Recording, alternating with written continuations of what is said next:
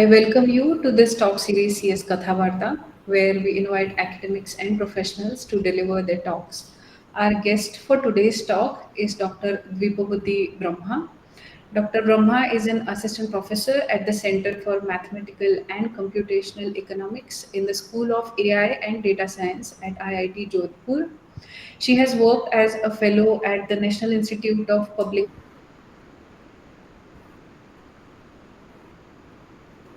Kings, India. She obtained her PhD in Applied Economics from Western Michigan University in 2019. Her research interests lie in the intersection of applied econometrics, including machine learning and causal inference techniques, and developmental economics and health economics. She studies maternal and child health outcomes, child mortality,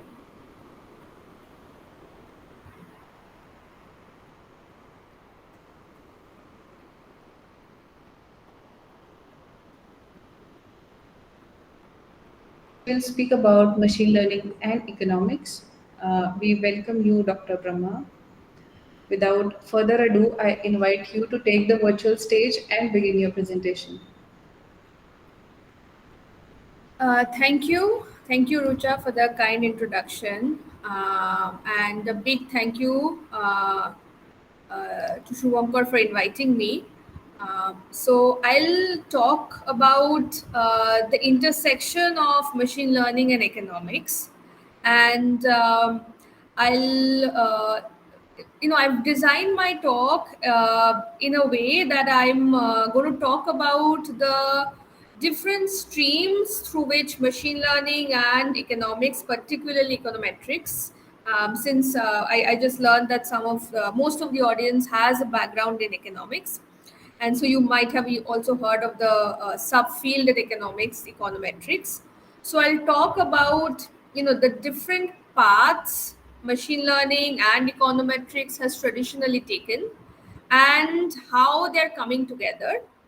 And that'll be like the first 15 minutes of the talk. And then the rest of the talk is about giving examples of seminal work that has successfully incorporated machine learning into economics.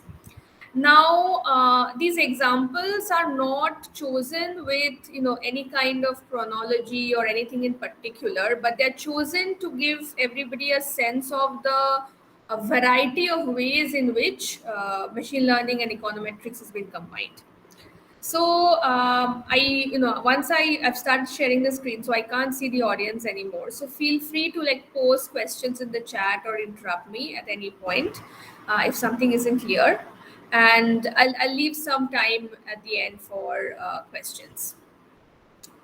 So let's get started. So machine learning and economics, particularly econometrics, at first glance they sort of feel like they're apparently divergent fields, but their starting point has always been a common goal of empirical modeling, but they differ in their philosophies.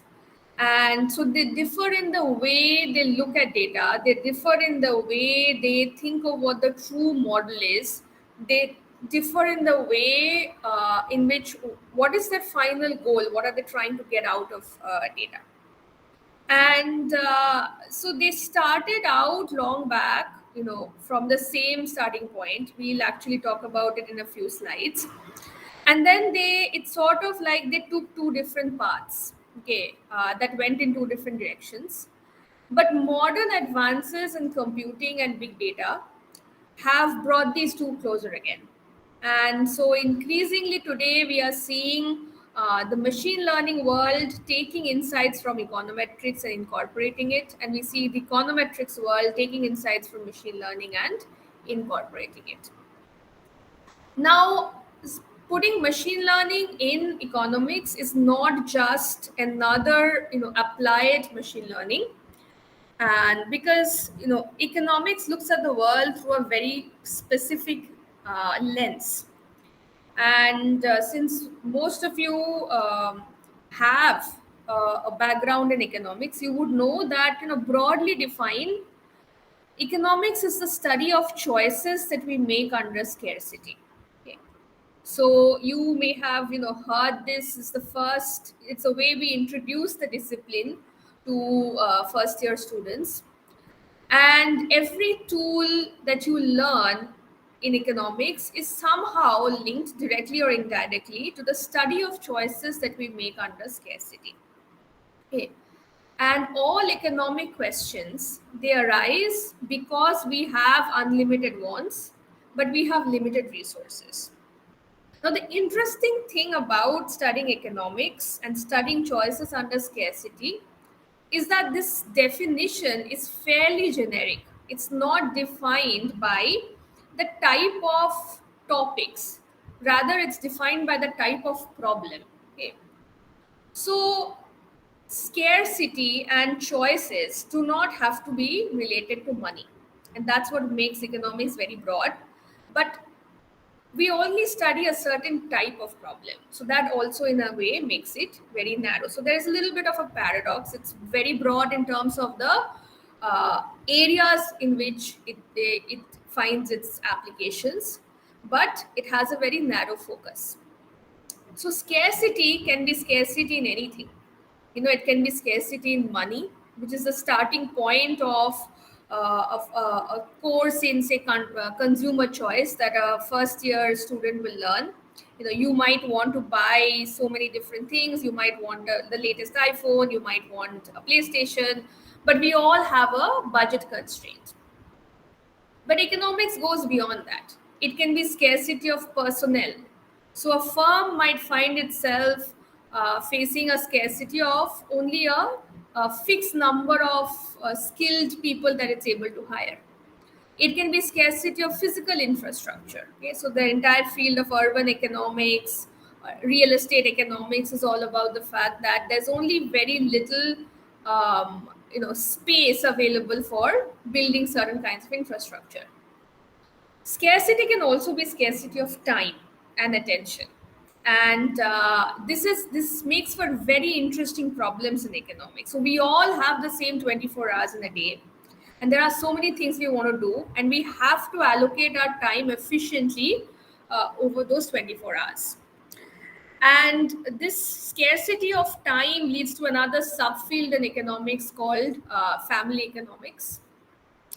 And then there's this other field of economics called behavioral economics, which is about scarcity of attention, where we can only focus on only one thing at a time, or maybe at most, if you're multitasking, one or two things at a time.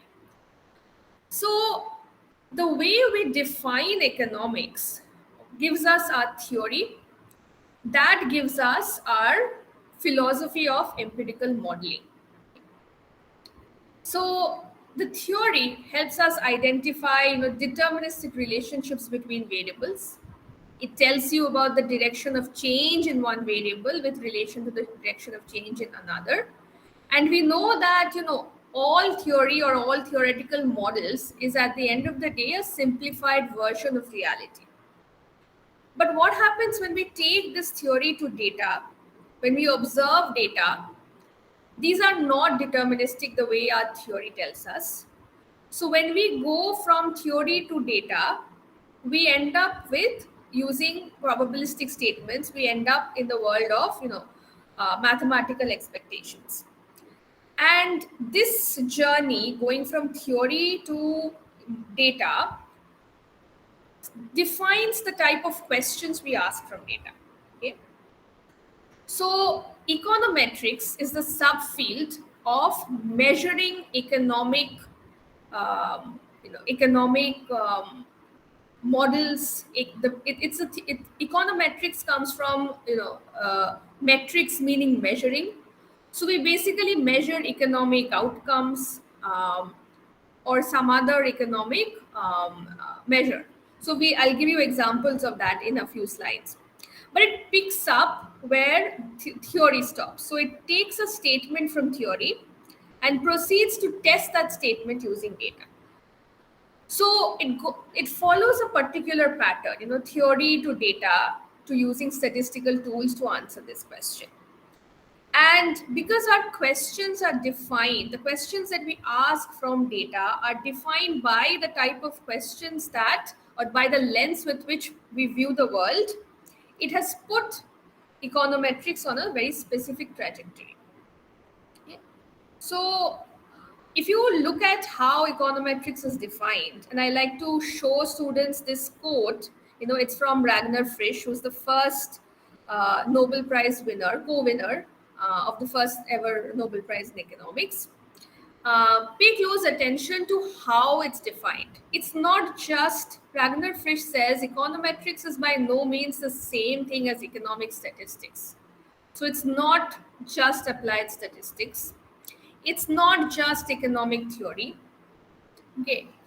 It should not be taken as synonymous with the application of mathematics to economics, but rather it's the unification of all three.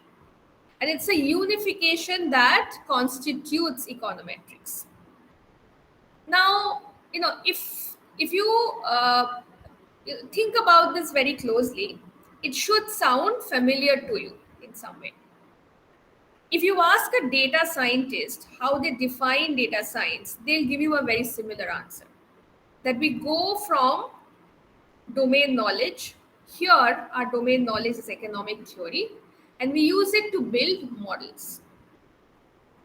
So, econometrics is about not just applying statistical models to economic questions, but also about developing newer statistical models for the peculiarities that economics and economic data has.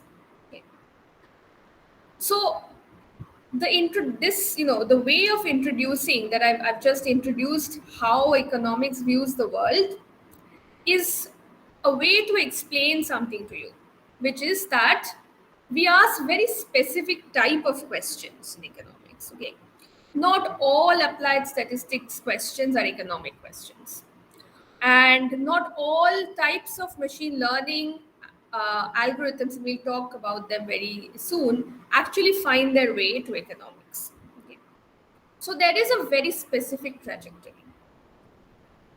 And for example, some of those involve the following questions. We focus typically on questions related to something called the marginal effect.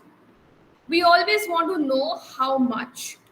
Okay, I told you that econometrics is a study of measurement of economic outcomes or some economic indicators. So the answer that we are looking for from our data, is always answering questions that are similar to asking the question how much. For example, I might want to know, the government might want to know that how many extra children can be vaccinated if they were to allocate an additional 1 lakh rupee in next year's budget for a particular scheme. This requires coming up with an estimate, which we are then going to use to do, cost benefit analysis to answer that resource allocation problem. Because at the end of the day, I said that economic studies choices that we make under scarcity. So to a government, even a government has a budget constraint, right? They have to decide how much money to allocate across different, say, schemes or different ministries or even different states, however you look at the problem. So, in order to decide how much money to allocate, you need to know how much you're going to get out of every additional rupee that you spend for a particular scheme. And so, we need the answer to the question how much? What is that extra benefit that I will get if I do decide to allocate some more funds? And hand in hand with the idea of marginal effect, we focus on questions related to causal inference. And now, causal inference is of another specific lens with which we look at the whole, within the umbrella of causality, trying to find out cause and effect from data set.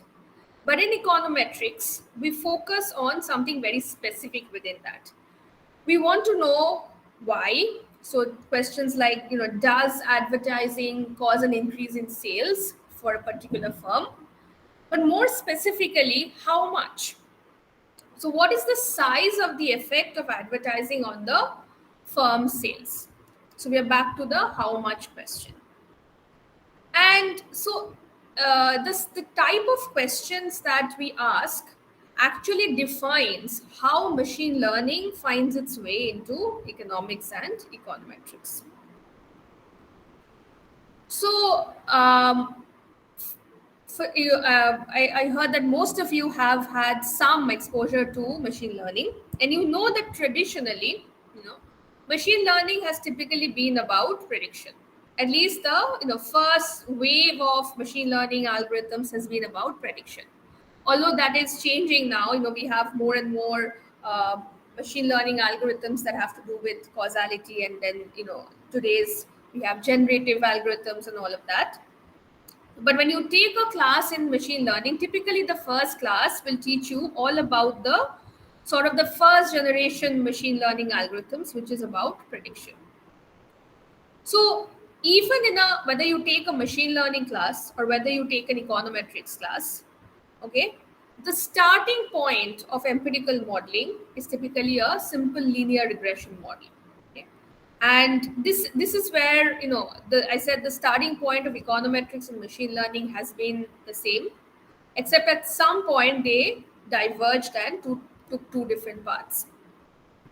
So both machine learning and econometrics starts with modeling anything starting with a simple linear regression model.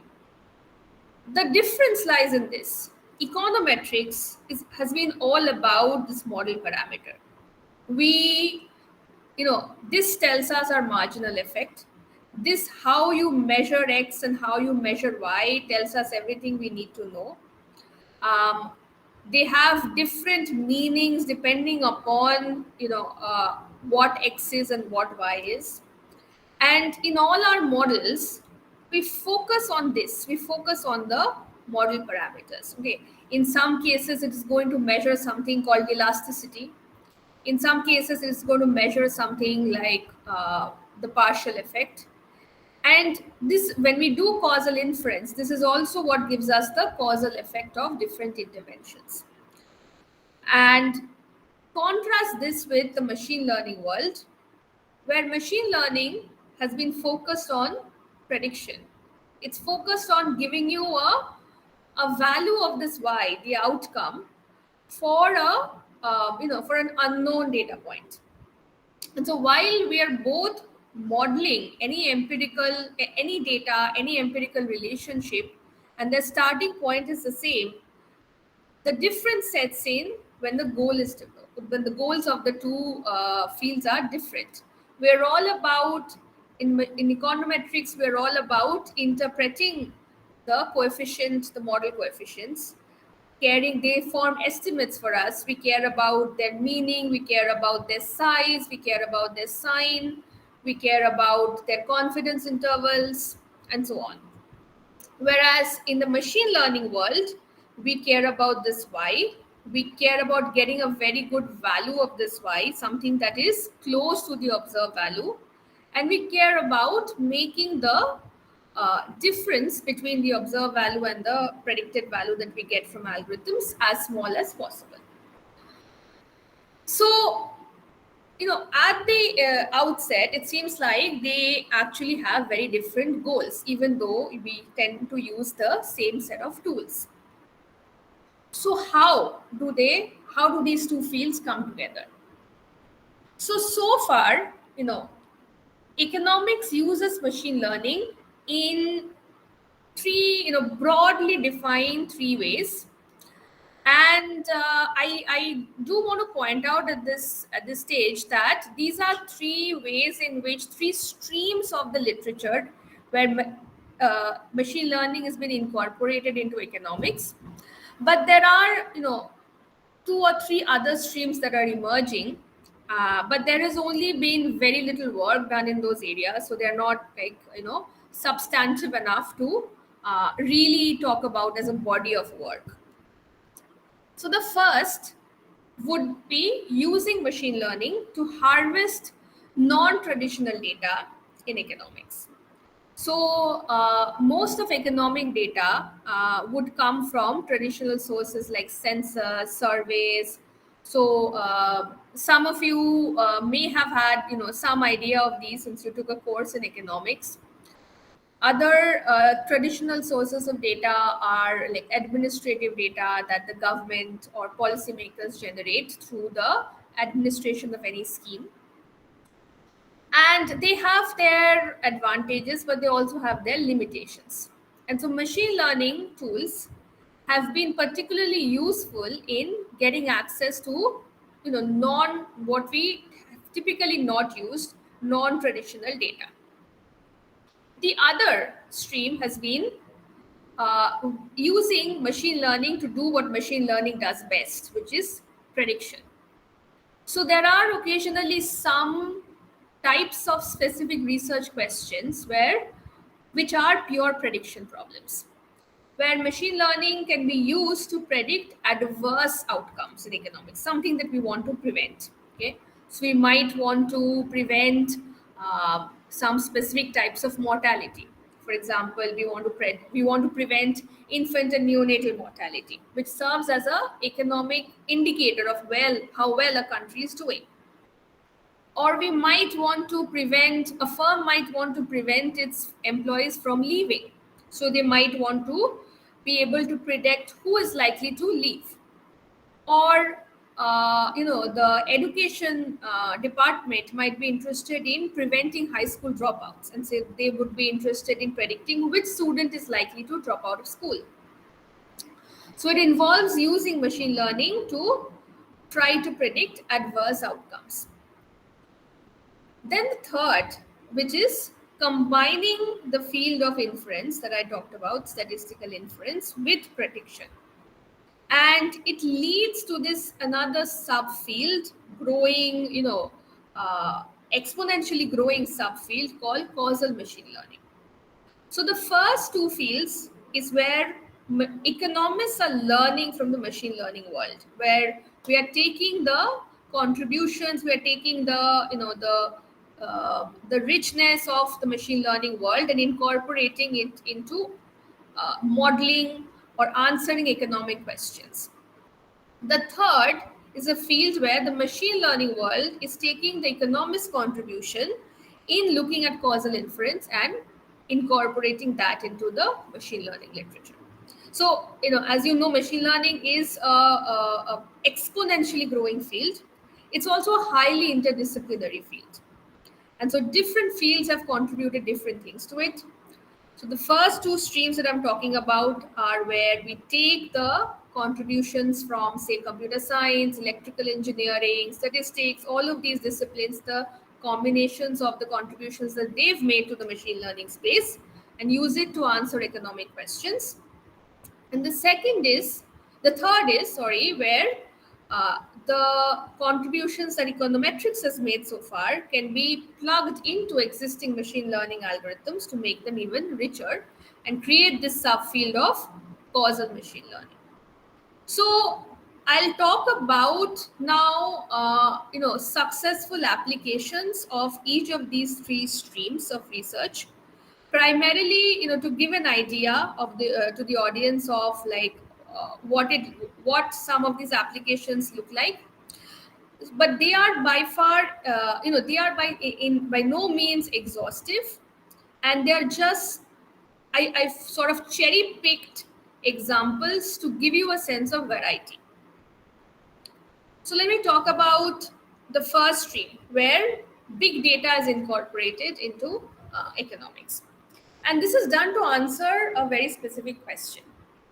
A long standing problem in economics has been that the way we estimate wealth, GDP, or any measure of economic activity has been a painstaking process.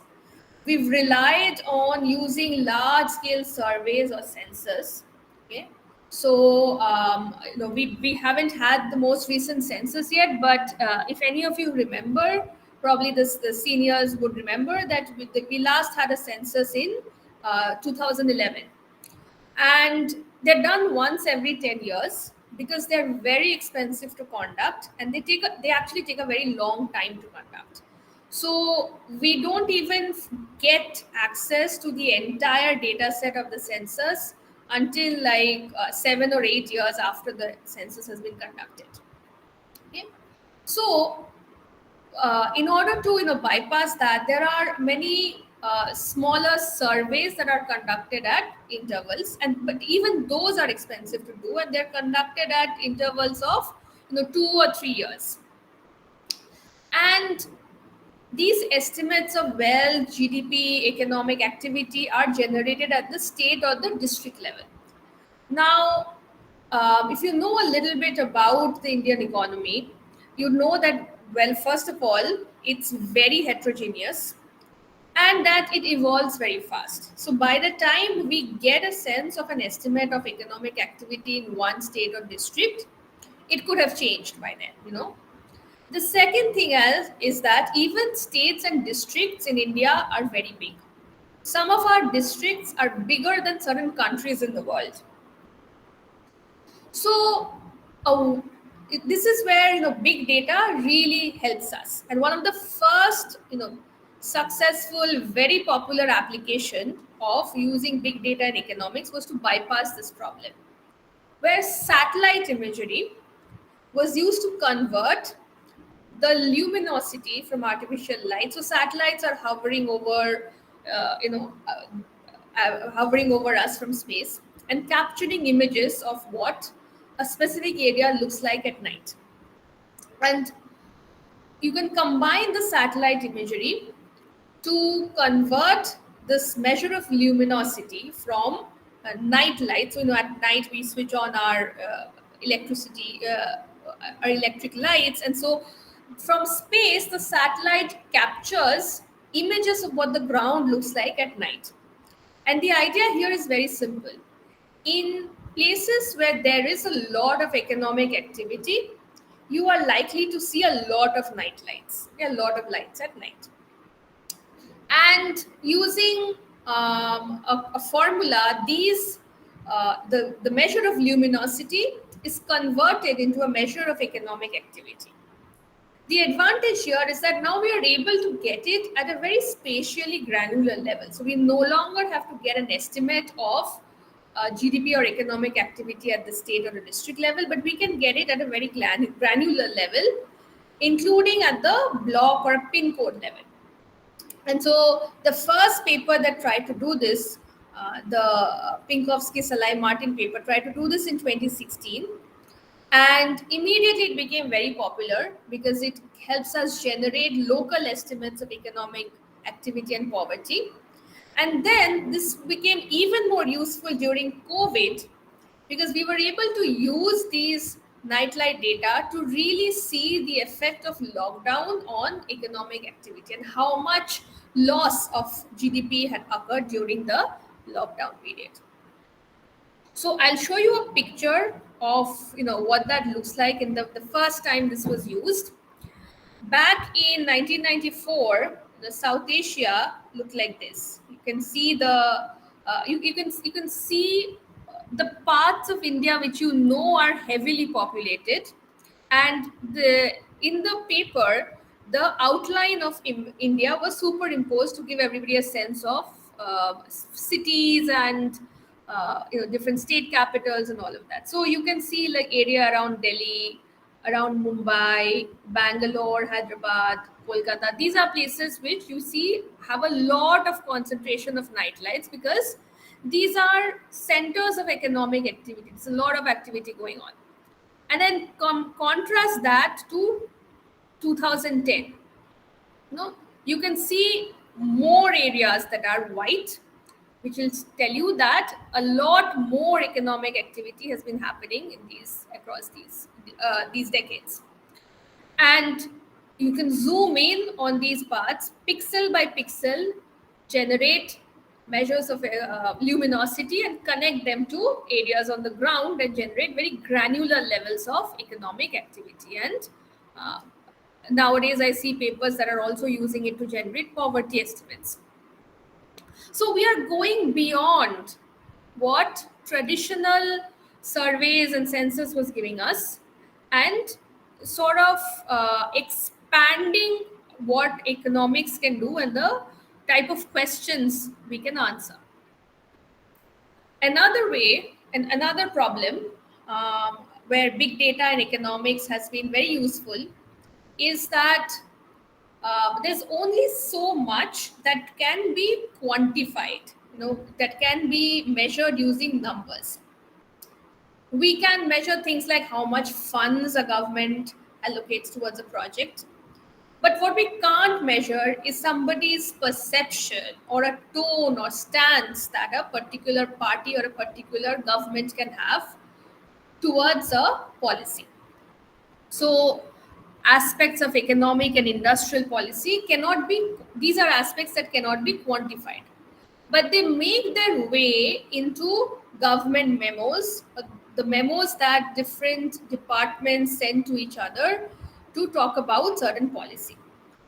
So, two very nice papers. One is the this paper in 2022, where they used government memos, bulletins that the government puts out, press releases, and used this field of text analysis, word embeddings, uh, to build an index that helps us understand how different governments, the tone and the stance that different governments have with respect to different types of industrial policy.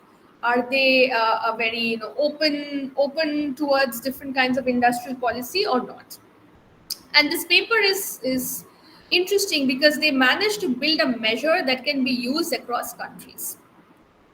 Along that note, another paper used a data set of 80 million cases from the Indian judicial system to look at any kind of bias that can creep in by gender or religion in the lower courts of the Indian judiciary.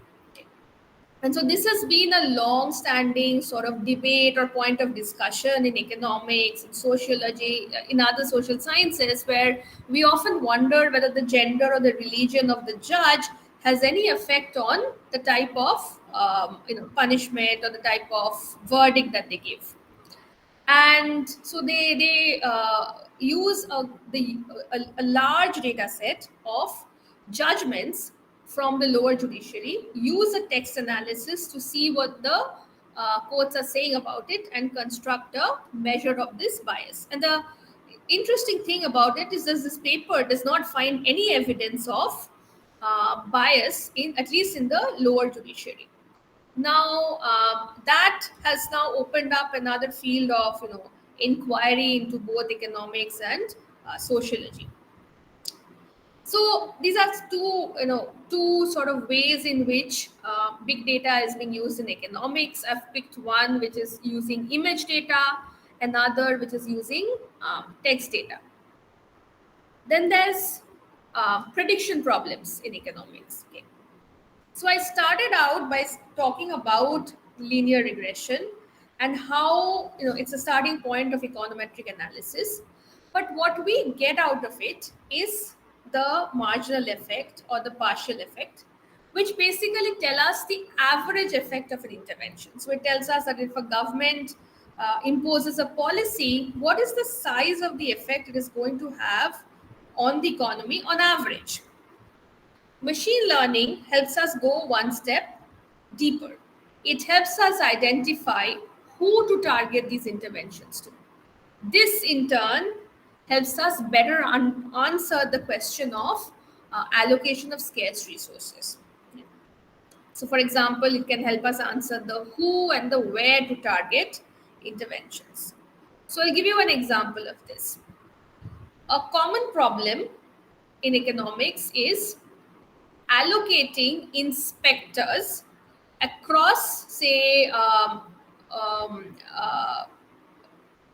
fire inspectors across buildings, or like food inspectors across restaurants. Um, any monitoring and evaluation agency has a fixed number of qualified inspectors, and there's always more than the number of inspectors. There's always more restaurants or more buildings than the number of inspectors that need inspection. So common problem is, okay, how do you allocate them? And so New York City got in touch with a famous urban economist, Ed Leisure, and used a machine learning algorithm to predict the probability of different buildings of violating their fire code. And then, based on those predicted probabilities, New York City decided to allocate fire inspectors. Similarly, Boston decided to build a predictive model for restaurants to find out who is likely to flout the FDA regulations, and then allocate health inspectors based on those the predicted probabilities of those of flouting. And just that alone shows that it can give us up to a 30 to 50% improvement in detecting violations. Okay. So just using machine learning algorithm to predict who's likely to violate, and use those predicted probabilities to allocate inspectors helps us just uncover more instances of violations. Okay. Along similar lines, there's been a whole host of papers that have tried to use machine learning to answer these who or the where question. So for example, a study tried to predict food security status in Malawi, and what they do is they have granular level local market data where they have data on the stock of different vegetables in these markets. So you can think of it similar to different sabzi mandis in India. They combine this with remote sensing data on rainfall and other geographical indicators and demographic characteristics of different areas of the country, and then they're able to predict food security status. In other words, they're trying to find out where is a famine likely to break out. What does this help government do? They know where to send targeted relief without having to send relief broad based fashion throughout the country. Then we talked about satellite data previously. So satellite data along with machine learning tools have been used to predict poverty. That can help the government decide, okay, where to send relief checks. I have some work in this area where I've used machine learning to uh, predict neonatal and infant mortality and come up with early warning signs that our community health workers can use without needing very strong, clinical training. And then machine learning also helps us design better surveys. So one problem in the surveys that economics relies on is that they're often very long. They take a long time to administer, and respondents often lose interest after a while. That gives us poor quality answers. So Jayachandran came up with a machine learning based algorithm to identify which are the best survey questions to predict a woman's agency score in the household, which means like how likely a woman is able to make decisions within the household. This is often a very important question in economics. And that means that we don't have to ask the woman in the household a whole host of 10, 15 questions. We can just ask her 2 or 3 questions, which captures everything you need to know about her decision making ability within the household.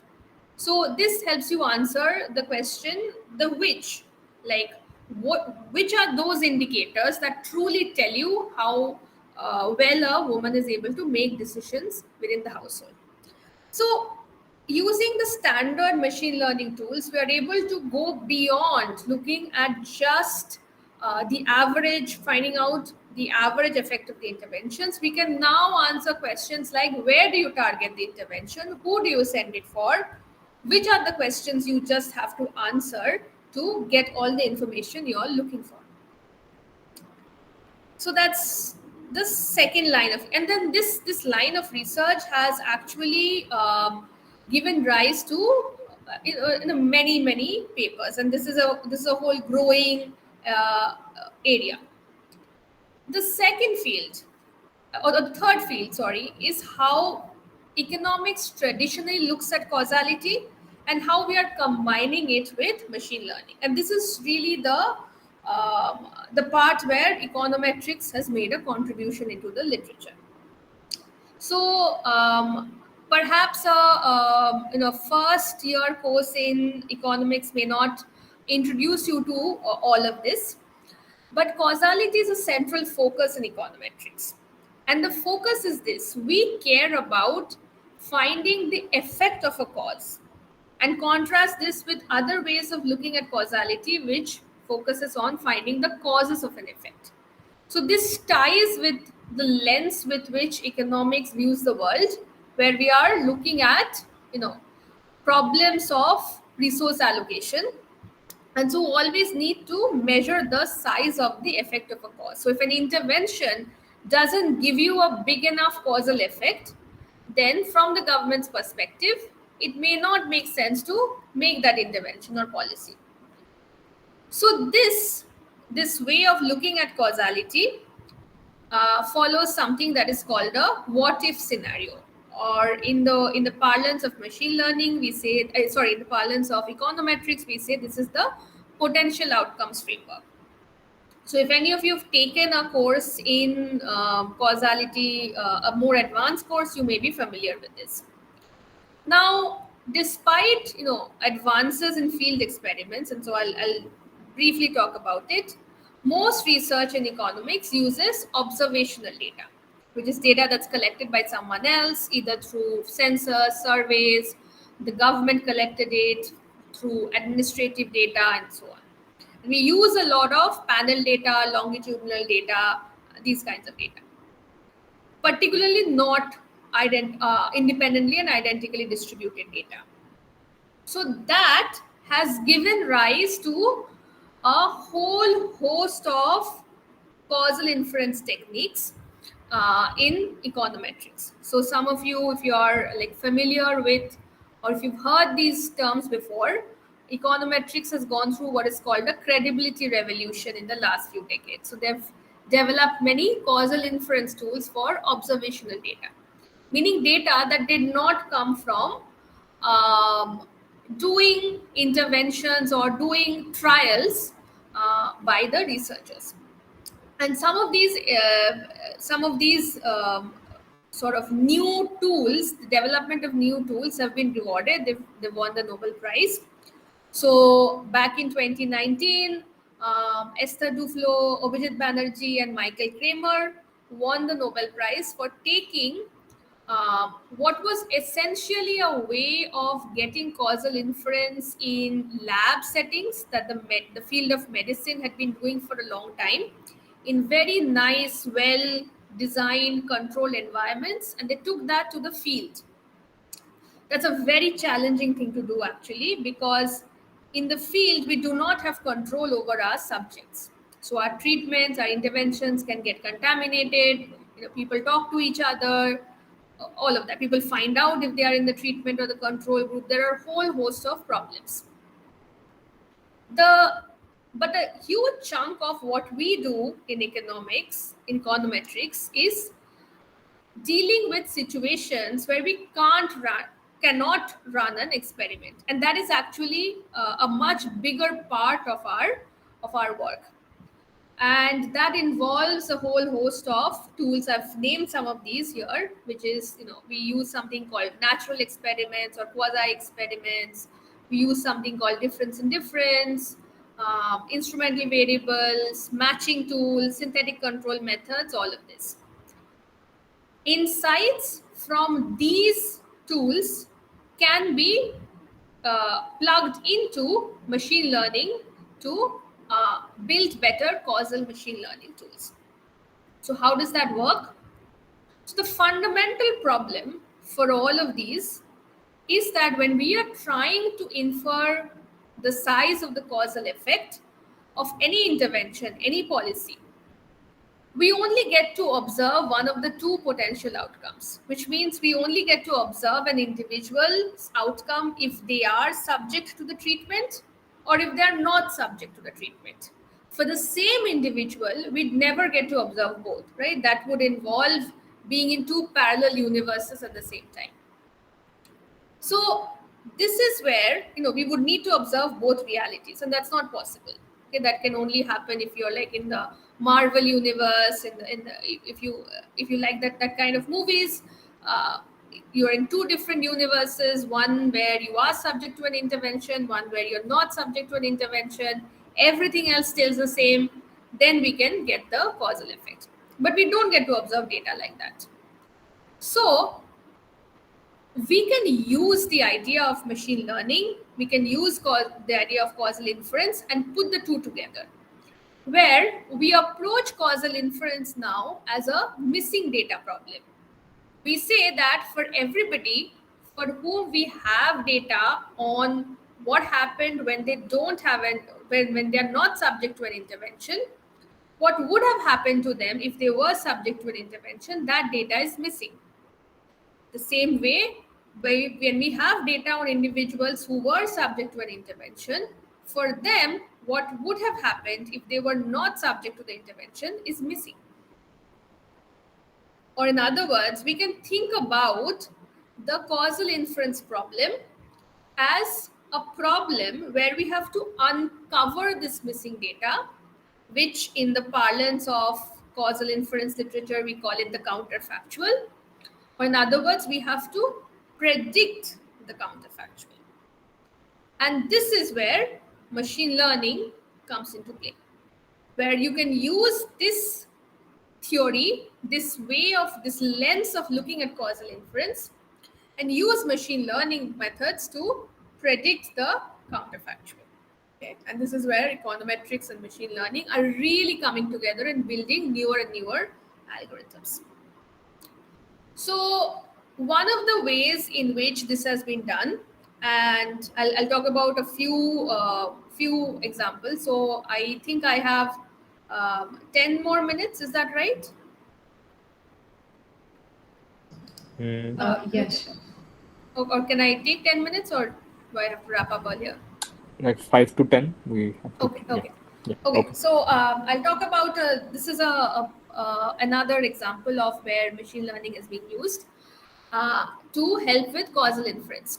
So I talked about behavioral economics, behavioral interventions, and the classic problem that we face in economics is that child immunization is one of the most cost effective ways to reduce mortality and morbidity, yet its coverage is really low across the developing world.